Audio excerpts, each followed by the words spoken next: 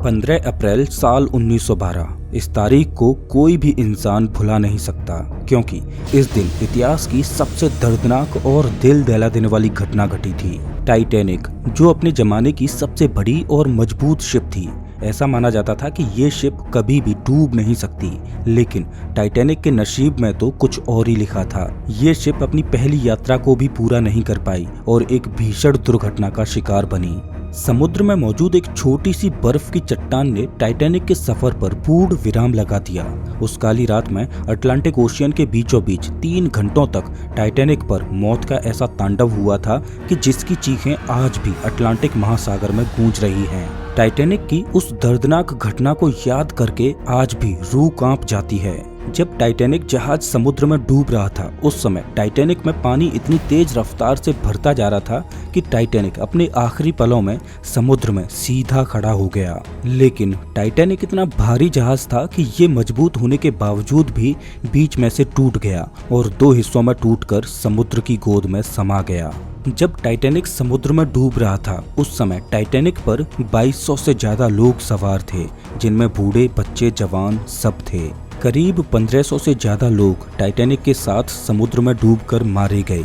जिस समय टाइटैनिक डूबा था, उस समय समुद्र के पानी का तापमान -2 डिग्री सेल्सियस था। टाइटैनिक के डूबने के करीब 30 मिनट बाद तक समुद्र लोगों की चीखों से गूंज उठा था, लेकिन 30 मिनट बाद समुद्र में धीरे धीरे खामोशी छाने लगी। समुद्र का ठंडा पानी लोगों को मौत के शिकंजे में जकड़ने लगा और कुछ ही समय में अटलांटिक ओशियन कब्रिस्तान में बदल गया। दोस्तों, टाइटैनिक के साथ हुए इस हादसे को रोका जा सकता था और सभी लोगों की जिंदगियां बचाई जा सकती थीं, अगर उस समय ये 6 गलतियां ना की जाती तो। अगर ये 6 गलतियां ना होती तो आज टाइटैनिक उस हादसे की वजह से नहीं, बल्कि अपनी सफलता की वजह से चर्चाओं में होता। नमस्कार दोस्तों, मैं हूं श्याम तोमर, स्वागत करता हूं आपका इस वीडियो में। 10 अप्रैल साल 1912 ये वो दिन था जब दुनिया का सबसे बड़ा और आलीशान जहाज टाइटैनिक अपने पहले सफर पर रवाना होने के लिए बिल्कुल तैयार खड़ा था। और टाइटैनिक के पहले सफर का आगाज देखने के लिए बंदरगाह पर लाखों लोगों की भीड़ उमड़ पड़ी। ना तो टाइटैनिक पर बैठे यात्री और ना ही टाइटैनिक को अलविदा कह रहे लाखों लोगों को ये पता था कि जिस जहाज को वो अलविदा कह रहे हैं, उसे बनाने में इतनी बड़ी गलती की गई है जो इस बड़े जहाज को पहले ही सफर में डुबो देगी। पहली गलती। जब टाइटैनिक अपने पहले सफर पर रवाना हुआ तो 2 दिन के बाद ही, यानी 12 अप्रैल 1912 को टाइटैनिक को पहली आइस वार्निंग्स मिलना शुरू हो जाती हैं। अक्सर समुद्र में गुजरने वाले जहाजों को कोई आइसबर्ग दिखाई देता है तो वो उसकी चेतावनी आसपास के जहाजों को रेडियो सिग्नल के द्वारा दे देते हैं, जिससे जो जहाज आइसबर्ग वाले रास्ते से गुजरने वाले हैं वो सतर्क हो जाएं। और समुद्र में आइसबर्ग मिलना एक आम बात है। टाइटैनिक ने इन वार्निंग्स को ध्यान में रखकर अपने रास्ते को 2 बार बदला भी। 2 दिन के बाद यानी 14 अप्रैल को टाइटैनिक को 7 और आइस वार्निंग्स मिलती हैं, लेकिन टाइटैनिक का क्रू इन वार्निंग्स को नजरअंदाज कर देता है। टाइटैनिक के रेडियो ऑपरेटर ने इन वार्निंग्स के बारे में टाइटैनिक के कप्तान को भी बताया था, लेकिन कप्तान ने इन वार्निंग्स को सीरियस नहीं लिया और टाइटैनिक की रफ्तार को स्लो नहीं किया। अगर टाइटैनिक का कैप्टन इन वार्निंग्स पर ध्यान देकर टाइटैनिक को धीमी रफ्तार से चलाता या अपने रास्ते को थोड़ा सा बदलता तो शायद इस बड़े हादसे को टाला जा सकता था। दूसरी गलती। जहाज के ऊपर इस जगह पर एक क्रूज नेस्ट होता है, जिसमें 1 या 2 लोगों को बिठाया जाता है, जिससे वो जहाज के सामने आने वाली अड़चनों पर नजर रख सकें। टाइटैनिक पर इस क्रूज नेस्ट में बैठे व्यक्ति ने जब आइसबर्ग को देखा तो उसने तुरंत फोन करके बताया कि सामने आइसबर्ग है। तो फर्स्ट ऑफिसर विलियम ने इंजन रूम को संदेश भेजा कि जहाज के इंजन्स को रिवर्स में चलाओ।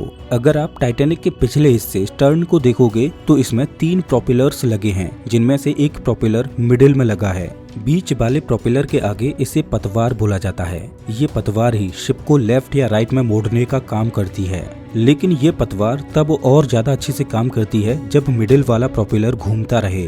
जब फर्स्ट ऑफिसर ने इंजन रूम को संदेश भेजा कि जहाज के इंजन्स को रिवर्स में चलाओ, तो इससे हुआ ये कि पहले तो जहाज के प्रोपेलर्स बंद हुए जो जहाज को आगे धकेल रहे थे, और फिर कुछ ही सेकेंड्स में ये साइड वाले प्रोपेलर्स रिवर्स में घूमना शुरू कर दिए, लेकिन पतवार की वजह से ये बीच वाला प्रोपेलर बंद ही रहा।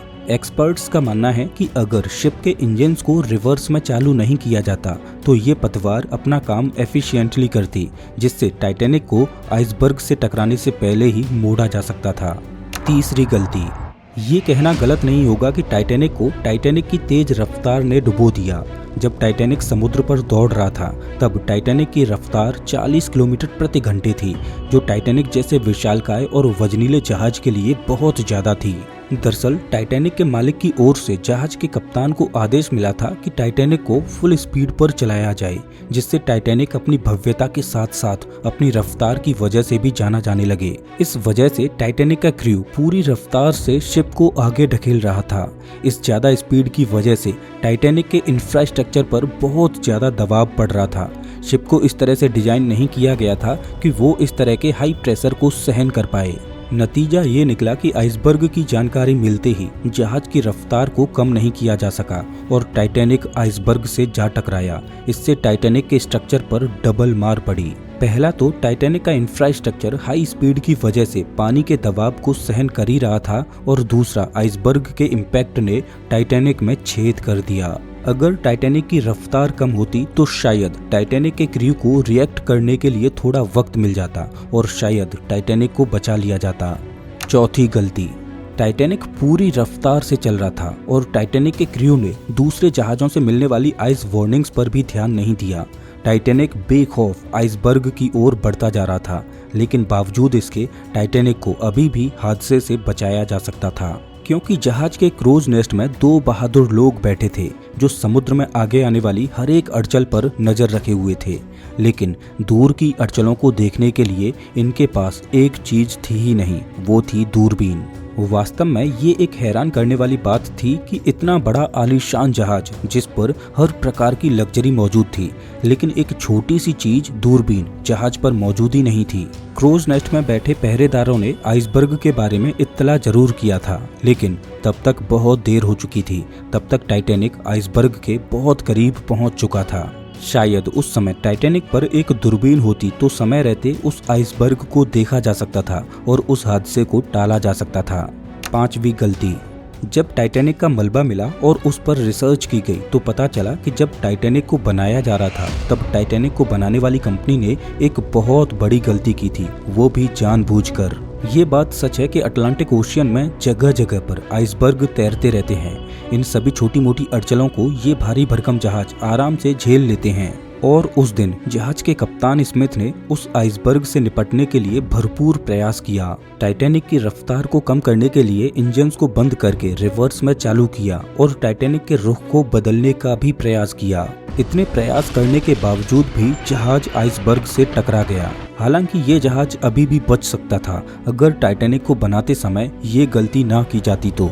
जब टाइटैनिक के मलबे पर रिसर्च की गई तो पता चला कि इसको बनाते समय बड़ी बड़ी स्टील की प्लेटों को आपस में जोड़ने के लिए स्टील की नहीं बल्कि कास्ट आयरन की रिवेट्स को लगाया गया था। टाइटैनिक को बनाने वाली कंपनी ने ऐसा जानबूझकर किया था क्योंकि कास्ट आयरन का उपयोग करके यहाँ पर कंपनी कॉस्ट कटिंग करना चाहती थी, जिससे उन्हें मुनाफा हो। अब चूंकि कास्ट आयरन स्टील से नरम होता है तो जब टाइटैनिक आइसबर्ग से टकराया तो जिस जगह पर ये इम्पैक्ट हुआ था उस जगह के रिवेट्स खुल गए, जिससे स्टील की बड़ी बड़ी प्लेट्स पानी के प्रेशर की वजह से उखड़ गईं और टाइटैनिक में तेजी से पानी भरने लगा। अगर टाइटैनिक को बनाते समय कास्ट आयरन की बजाय स्टील की रिवेट्स लगाई जाती तो शायद वो आइसबर्ग टाइटैनिक को इतना क्षति नहीं पहुंचा पाता और टाइटैनिक डूबने से बच जाता। छठवीं गलती, शायद ये कहना गलत नहीं होगा कि टाइटैनिक पर गलतियों की एक चेन बन चुकी थी और इतनी गलतियों के बाद टाइटैनिक को डूबना ही था। टाइटैनिक को 16 वाटर टाइट कंपार्टमेंट्स में बांटा गया था। अगर 16 में से 4 कंपार्टमेंट्स पानी से भर भी जाएं तो भी ये जहाज डूब नहीं सकता था। लेकिन ये इस जहाज की बदकिस्मती थी कि इसके 16 में से 6 कंपार्टमेंट्स पानी से भर चुके थे, जिसका मतलब साफ था कि अब इस जहाज को डूबने से नहीं बचाया जा सकता था। जहाज धीरे धीरे समुद्र में डूबता जा रहा था और पानी जहाज के ऊपर से बहने लगा। इस जहाज को डूबने में 2 घंटे 40 मिनट लगे। ये इतना समय था कि जहाज पर मौजूद हर एक पैसेंजर को बचाया जा सकता था, लेकिन जहाज पर पर्याप्त लाइफ बोट्स ही मौजूद नहीं थे। जहाज पर सिर्फ 20 ही लाइफ बोट्स थीं, जिनमें महज 1200 लोगों को ही बिठाया जा सकता था। लेकिन उस समय जहाज पर करीब 2200 से ज्यादा लोग मौजूद थे। जब टाइटैनिक डूब रहा था तब चारों ओर अफरा तफरी का माहौल हो चुका था। हर कोई लाइफ बोट्स में अपनी अपनी जगह बनाना चाहता था, लेकिन अफरा तफरी का माहौल इतना था कि लाइफ बोट्स को सिर्फ आधा ही भरा जा रहा था और उन्हें पानी में उतार दिया जा रहा था। जब रात के 2:05 पर जहाज से आखिरी लाइफ बोट को उतारा गया, उस समय अभी भी जहाज पर 1500 से ज्यादा लोग मौजूद थे। लाइफ बोट्स में केवल उन्हीं लोगों को बिठाया गया था जो ज्यादा अमीर थे। जहाज बहुत तेजी से समुद्र में डूबता जा रहा था। 2:18 पर एक शॉर्ट सर्किट होता है, जिससे टाइटैनिक पर अंधेरा छा जाता है और जहाज 2 हिस्सों में टूटता है और समुद्र के हवाले हो जाता है। ऐसा माना जाता है कि मरने वाले लोगों की संख्या 1500 से कहीं ज्यादा थी, क्योंकि जहाज पर बहुत से लोग बगैर टिकट के भी सवार हुए थे, जिनका कोई रिकॉर्ड नहीं।